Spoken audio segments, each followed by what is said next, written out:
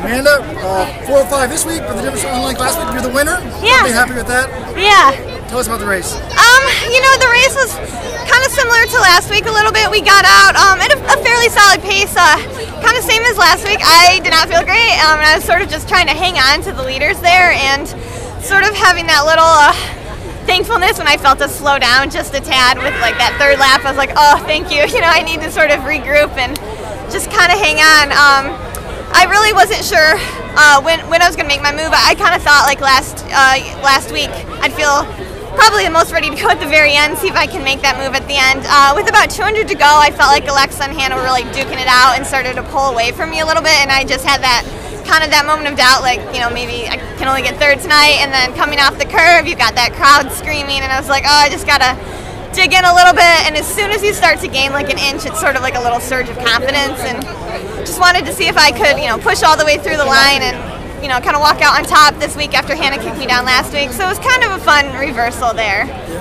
So to not feel good and to win, does that give you confidence maybe you can PR later this summer? I hope so, yeah. It's funny, both last week and this week, I felt like I'm kind of running almost as well as I can in these two races. You know, the whole time, both races, I felt like I was on that line of like, wow, this is about as fast as I can run today.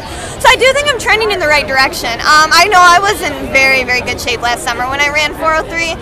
So I'd like to think I can hopefully get back there, maybe with, you know, trying to run an 800 or 2 in Europe, and then maybe my last 15 or something. I'm definitely aiming for that. But this was just, you know, good to get that confidence back, kind of get those final gears, that last 50. I haven't really had that this year, and it's slowly every race I feel like it's kind of clicking into place a little bit more. It's definitely going the way I want it to. Yeah. So what's the biggest difference between this year and last year? Was the training not quite as good? Or? I honestly, when I looked at the year as a whole, I kind of had to step back after USA's and realize I just didn't quite have as strong of a base. You know, for several months I was just training at a little bit lower level.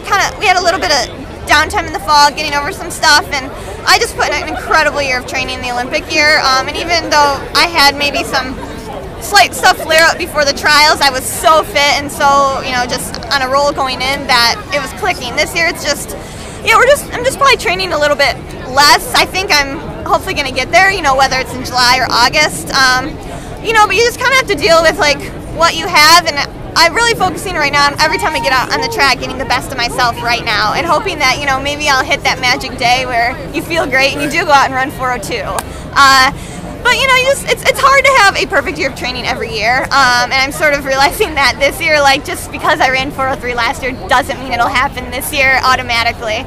And sort of, you know, trying to kind of understand that and realize what I need to do as an athlete to make that happen next year. Like, how can I have a better fall, kind of get after it, have a better indoor, and it's sort of like that big picture for me. Right. So where are you going in Europe? I am going to Italy first. I'll be racing in Legnano and Padua, and then over to Belgium at Liège and Houston. I'm hoping for a combination 8s and 15s. We'll kind of see which meets end up being which event. It's a little bit up in the air. All right, well, good luck to you. Thank you.